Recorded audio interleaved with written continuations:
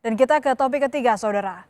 Gelap mata ingin menguasai harta benda, seorang cucu di Banyumas, Jawa Tengah tega membunuh neneknya sendiri. Seolah tak puas menghabisi nyawa neneknya, pelaku juga membunuh selingkuhannya. Pelaku yang diketahui sudah berkeluarga dan memiliki 2 anak ini kini harus berurusan dengan hukum mendekam di balik jeruji besi.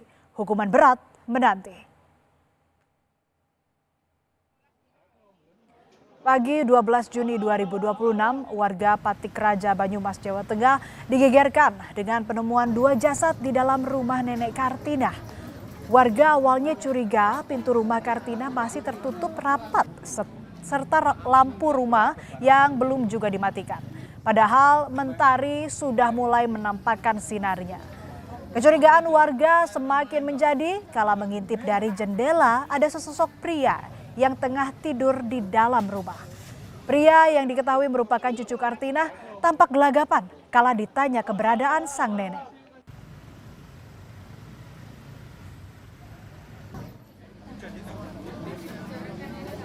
Namun bukannya menjawab di mana sang nenek berada, korban justru bergegas menaiki sepeda motor milik selingkuhannya. Ia tancap gas, pelaku tak menghiraukan warga yang berkumpul di depan rumah neneknya. Bahkan beberapa warga tertabrak pelaku yang kala itu langsung kabur ke arah timur dari rumah korban. Warga yang menyisir rumah Kartina kaget dengan adanya jasad perempuan muda di salah satu kamar. Sementara warga lain juga dikagetkan dengan penemuan jasad Kartina di dalam sumur.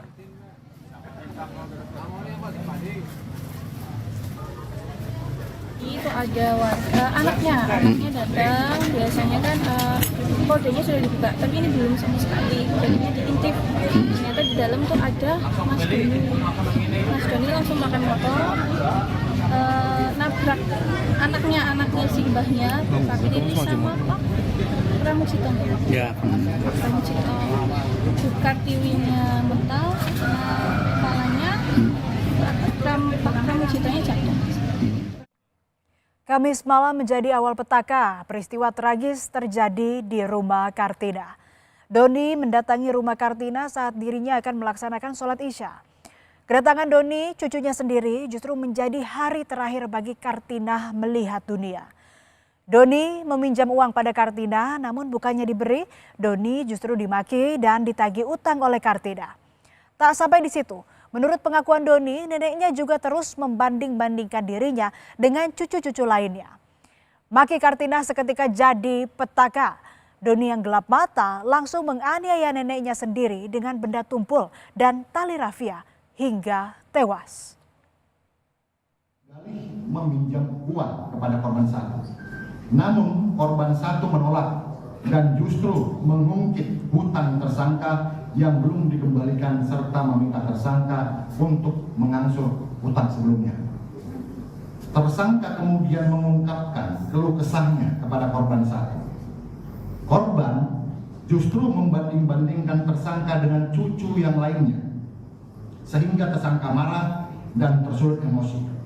Tersangka kemudian mengikuti korban satu yang hendak berwudu dan melaksanakan sholat Isya. Pada saat itulah tersangka kemudian melihat 1 buah palu besi. Usai beraksi, pelaku Doni bertemu dengan selingkuhannya AA. Dengan menggunakan motor milik AA, mereka berkeliling hingga ke Baturaden. Usai dari Baturaden, Doni mengajak AA ke rumah nenek Kartina dengan dalih akan mengenalkan pada orang tuanya. Di sana mereka menginap. Jumat dini hari, saat keduanya tengah asik menonton TV bersama, AA merasa curiga melihat ada sepasang kaki terbujur di atas sejadah. Lantas AA pun bertanya mengenai sosok tersebut ke Doni.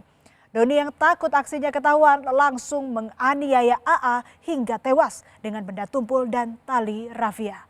Usai AA tewas, perhiasan dan telepon genggam milik AA diambil dan disimpan di bagasi jok motor korban. Jasad selingkuhan Doni, AA, dibiarkan di dalam rumah dalam kondisi mengenaskan. Sementara jasad nenek Kartina, ia bawa ke belakang rumah dan dimasukkan ke dalam sumur. Setelah tuntas melakukan aksi kejinya itu, Doni langsung tertidur di rumah seolah tak berbuat salah. Lampu rumah tetap menyala, pintu rumah juga tertutup rapat. Sementara sumur yang digunakan untuk membuang jasad nenek Kartina ia biarkan terbuka lebar. Tak berselang lama pelaku akhirnya ditangkap jajaran Satreskrim Polresta Banyumas. Ia ditangkap di tempat persembunyiannya di wilayah Banjarnegara usai membunuh nenek dan teman dekatnya di Desa Patik Raja Banyumas, Jawa Tengah. Motif pembunuhan pun terungkap. Pelaku tega membunuh sang nenek karena sakit hati saat disinggung terkait masalah utang.